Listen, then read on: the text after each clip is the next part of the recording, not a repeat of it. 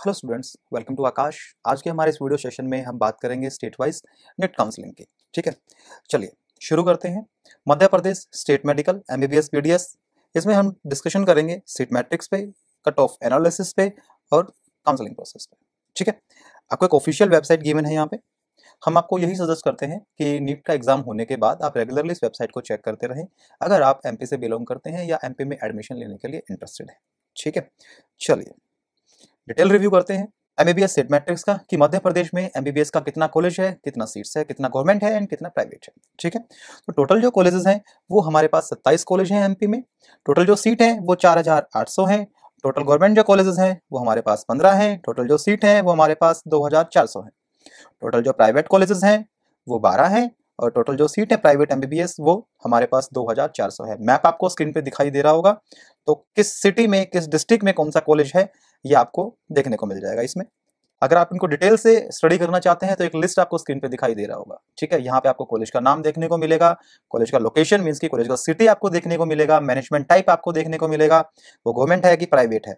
But यहाँ पे हम डिस्कशन कर रहे हैं गवर्नमेंट मेडिकल कॉलेज, तो ऑब्वियसली सभी गवर्नमेंट ही होंगे। ठीक है, एंड उनके एनुअल इनटेक के बारे में आपको इन्फॉर्मेशन यहाँ मिल जाएगा कि कोई भी जो पर्टिकुलर कॉलेज है वो पर ईयर कितने बच्चों को एनरोल करता है, कितने स्टूडेंट्स को एनरोल करता है।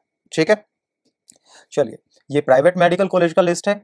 सेम कॉलेज का नाम, उसका लोकेशन, उसका मैनेजमेंट और उसका एनुअल इनटेक। ठीक है, इनका आप स्क्रीनशॉट ले लीजिए। दोनों लिस्ट का आपको स्क्रीनशॉट ले लेना है, फ्यूचर में ये आपके काम आ सकते हैं। ठीक है, चलिए अभी हम बात करते हैं मध्य प्रदेश के बीडीएस सीट मैट्रिक्स के बारे में। ठीक है, कि मध्य प्रदेश में जो डेंटल कॉलेजेस हैं वो टोटल कितने कॉलेजेस हैं, उनमें से प्राइवेट कितना है, गवर्नमेंट कितना है। ठीक है, चलिए जो टोटल बीडीएस कॉलेज हैं वो 15 हैं। टोटल जो सीट हैं वो 1383 सीट्स हमारे पास हैं। टोटल जो गवर्नमेंट कॉलेजेस हैं वो एक है हमारे पास, और टोटल जो सीट है हमारे पास वो 63 है। टोटल जो प्राइवेट कॉलेज है हमारे पास वो हमारे पास 14 है, और टोटल जो सीट है हमारे पास प्राइवेट डेंटल की वो 1320 है। ठीक है, ये लिस्ट आपकी स्क्रीन पे है डेंटल कॉलेजेस का, उनके टाइप का, उनकी लोकेशन का, उनके इनटेक का डेटा आपको इस लिस्ट से मिल जाएगा। स्क्रीनशॉट आप ले लीजिएगा। चलिए अभी हम बात करते हैं कट ऑफ के बारे में। ठीक है, कि लास्ट ईयर 2023 में नीट का जो कट ऑफ था वो क्या रहा था। ठीक है, देखिए गवर्नमेंट कॉलेज की अगर हम बात करें कट ऑफ का, general, EWS, OBC, SC and ST. ठीक है, अगर हम बात करते हैं प्राइवेट मेडिकल कॉलेज के कट ऑफ का एमबीबीएस के regarding, general, OBC, SC and ST. ठीक है, ये देखिए कट ऑफ आपको देखने को यहाँ पे मिल रहा है, ये 2023 का कट ऑफ है। ठीक है, तो इस कट ऑफ को देख के आपको एक रफ आइडिया मिल जाएगा कि इस साल जो कट ऑफ है वो क्या रहने वाला है, वो ऊपर जाएगा कि नीचे जाएगा। ठीक है, आप हमारे लास्ट ईयर के वीडियोस देख सकते हैं, वहां पे आपको कट ऑफ देखने को मिलेगा और यहाँ पे क्या वेरिएशन है आप थोड़ा सा एक रफ आइडिया ले सकते हैं। ठीक है, लास्ट ईयर लगभग 20 लाख बच्चों ने नीट दिया था और इस साल लगभग 24 से 25 लाख बच्चे नीट के लिए अपीयर होने वाले हैं। ठीक है, तो आपका जो कट ऑफ है वो थोड़ा सा तो ऊपर जाएगा। ठीक है, अगर कट ऑफ ऊपर जाता है तो एआईआर नीचे आता है। ठीक है, ये जो कट ऑफ आप देख रहे हैं ये एआईआर है ऑल इंडिया रैंक के अकॉर्डिंग। ठीक है, चलिए अब हम बात करते हैं मध्य प्रदेश स्टेट काउंसलिंग के बारे में। ठीक है, कि वहां पे जो मेडिकल काउंसलिंग होता है मध्य प्रदेश में, उसमें गवर्नमेंट कॉलेज का और जो प्राइवेट कॉलेज का जो सीट का जो डिस्ट्रीब्यूशन है, सीट के कोटा का जो डिस्ट्रीब्यूशन है वो किस तरीके से किया गया है। ठीक है, देखिए जीएमसी गवर्नमेंट मेडिकल कॉलेजेस जो हैं उनमें 85% जो सीट्स हैं वो एमपी के लोकलाइट्स के लिए रिजर्व्ड हैं ऑलरेडी, और जो बची हुई 15% सीट है उनकी काउंसलिंग एमसीसी कराता है एआईक्यू के अंडर, ऑल इंडिया कोटा के अंडर। उसके लिए किसी भी स्टेट का बच्चा है वो एलिजिबल होता है अगर उसका रैंक अच्छा है तो। ठीक है, अगर हम फी की बात करते हैं तो आपको लगभग 1 लाख रुपया पर एनम पे करना पड़ेगा गवर्नमेंट मेडिकल कॉलेजेस में एमपी में। ठीक है, अगर हम बात करते हैं एसएफआई की, सेल्फ फाइनेंसिंग इंस्टीट्यूट्स या प्राइवेट मेडिकल कॉलेजेस की अगर हम बात करते हैं एमपी का, तो उसमें 85% जो सीट है वो ओपन है, वो सबके लिए एप्लीकेबल है। अगर हम बात करते हैं 15% का, तो वो एनआरआई के लिए रिजर्व्ड है ऑलरेडी।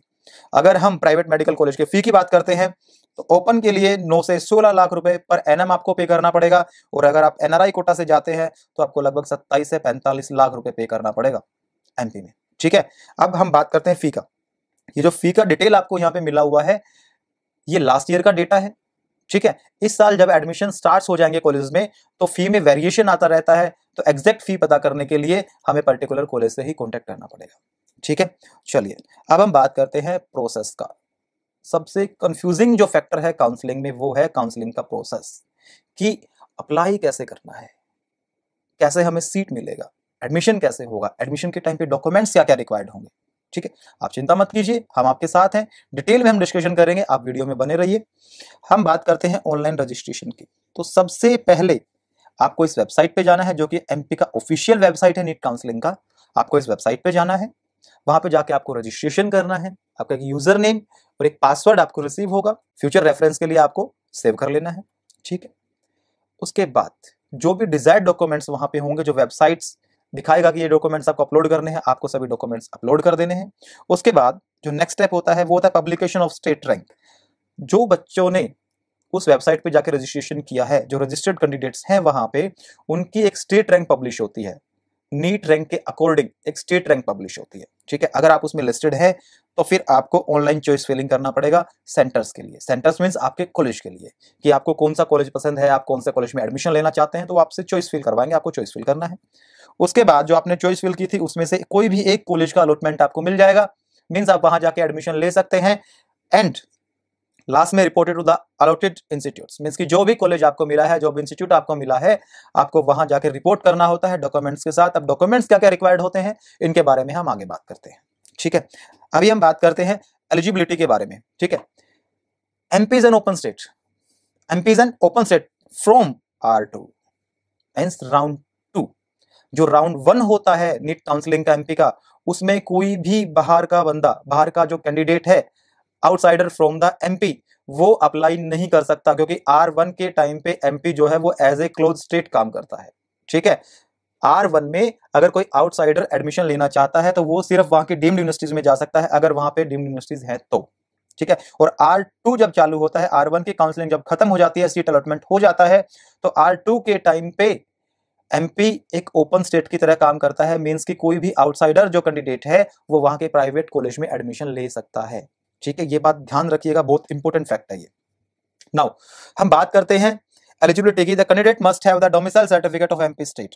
ये किनके लिए है, जो 85% सीट को क्लेम करना चाहते हैं। कहां पे, जो जीएमसी में है, गवर्नमेंट मेडिकल कॉलेज में, या जो प्राइवेट कॉलेजेस है, अगर वहां पे जो रिजर्व सीट है लोकलाइट्स के लिए, अगर आप उनको क्लेम करना चाहते हैं तो आपके पास एमपी का डोमिसाइल सर्टिफिकेट होना चाहिए।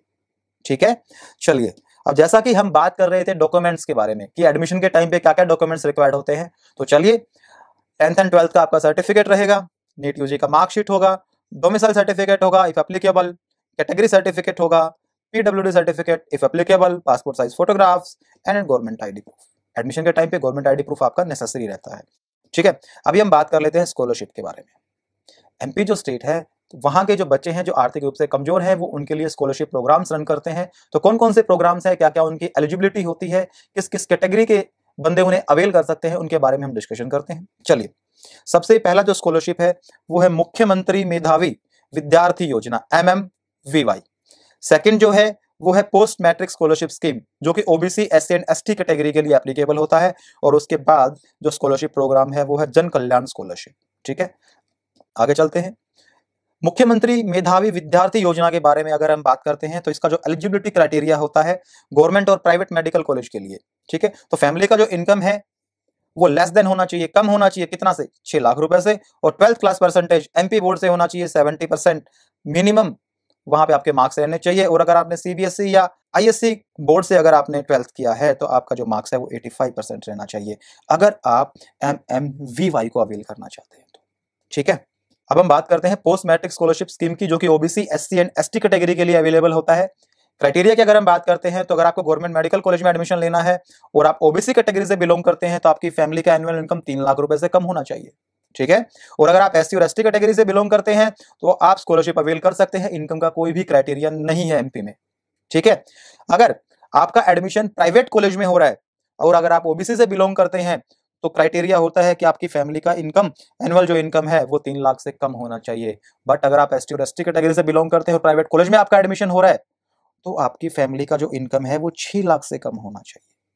ठीक है, पोस्ट मैट्रिक स्कॉलरशिप स्कीम को अवेल करने के लिए।